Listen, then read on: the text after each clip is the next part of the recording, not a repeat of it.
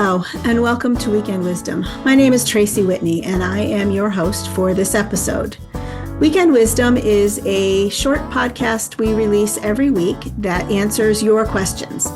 When you send us a question at info@creatingafamily.org, we will dig through our archives and try to find an answer that suits the need that you're expressing and help you strengthen your family.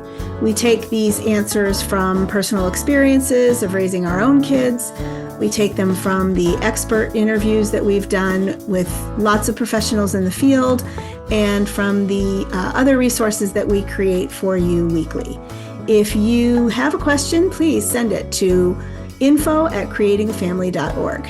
Today's question is about encopresis and enuresis, which are the fancy medical terms for stooling accidents and urine accidents after a child has already been potty trained.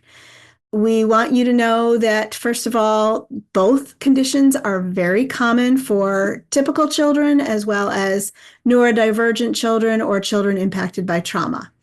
The tips that I'm sharing for you today are going to help you handle these bedwetting or soiling accidents once your child is successfully potty trained.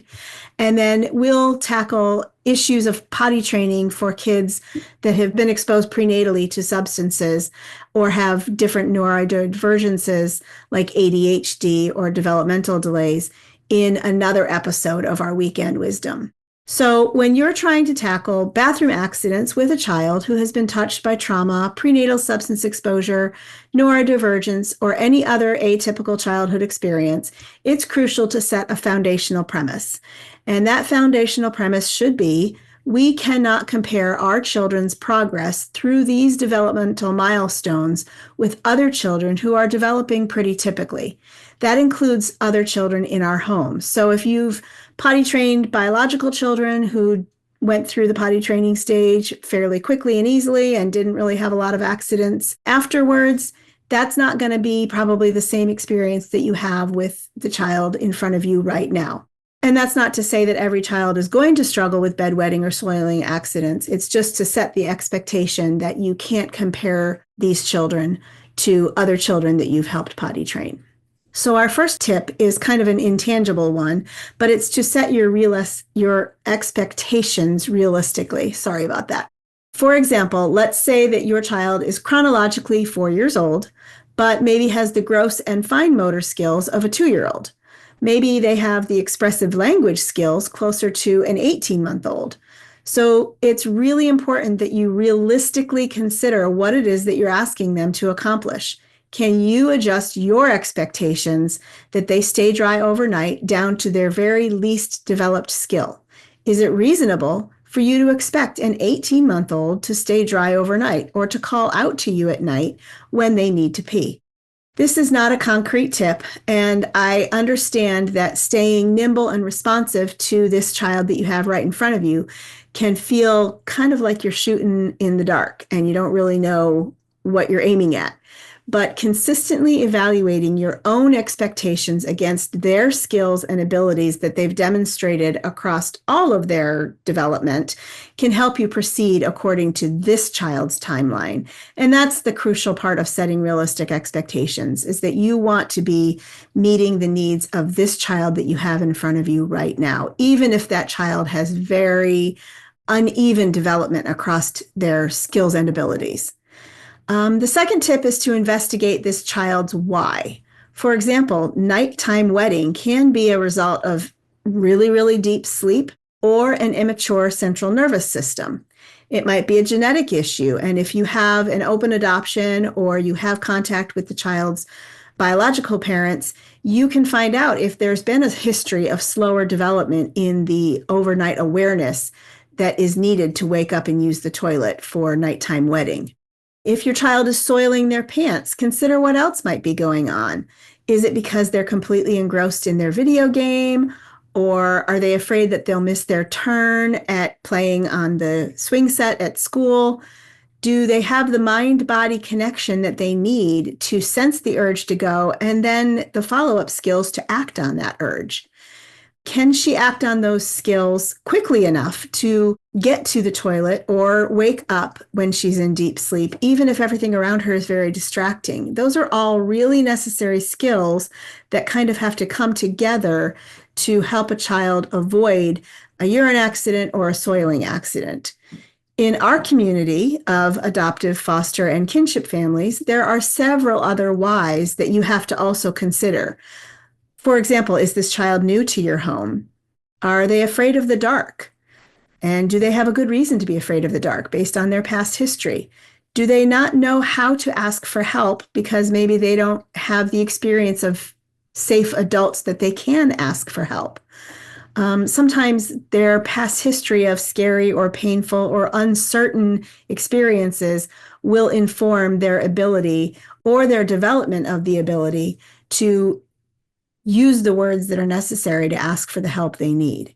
And third, consider how to use what you know about this child and about their why or their context by taking some time to observe and collect other information about them that will help set both of you up for success with nighttime wetting or daytime stooling accidents. When you track their daily toilet habits during the day, because again, this is a child that you think is fairly typically potty trained for daytime dryness. When you track those daily toilet habits, you can also learn a lot more about what's going on inside of them. It's a lot of data collecting, yes, but it really helps. So when you're doing these observations, you can ask yourself some of these questions. Is there a time of day that they struggle the most to stay dry or not have an accident?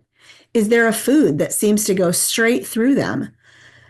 You could be looking at maybe a lactose intolerance issue.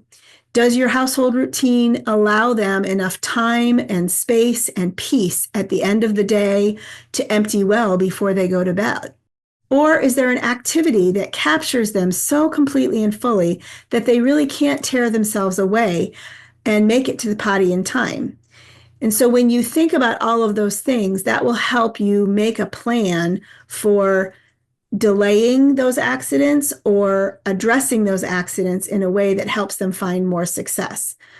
So fourth, when you see an accident occurring or when your child reports that an accident has occurred, and again, please remember, these are just that. These are accidents. It's not that the child cannot control themselves, and be very careful to not assign intent or won't language around those potty issues.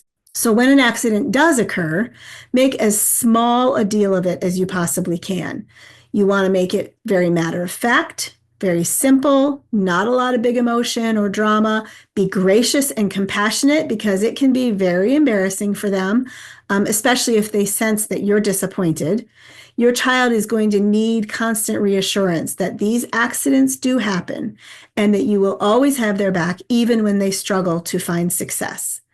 It will also be really helpful for you to establish and maintain a very consistent, simple, easy process for them to clean themselves up, to help you change the bedding in the nighttime and things like that.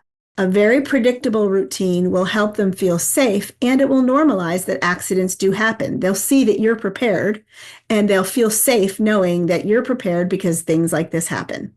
It's also helpful if you can accomplish the cleanup in the dark or with as little light as possible, because the goal, especially of nighttime wetting, is to get everybody back to sleep as quickly as possible.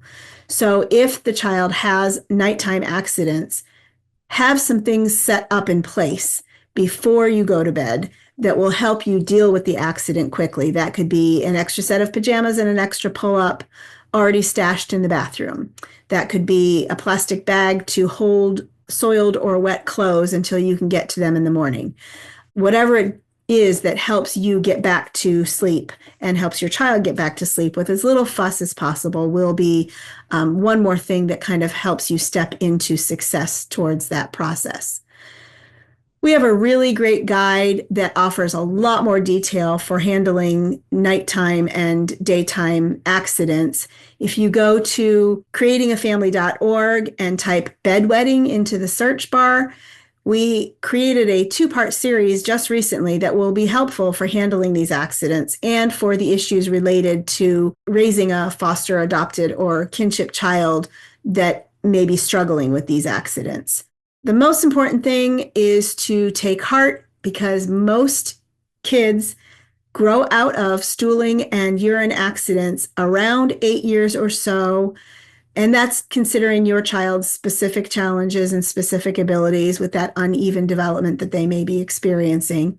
But it won't last forever.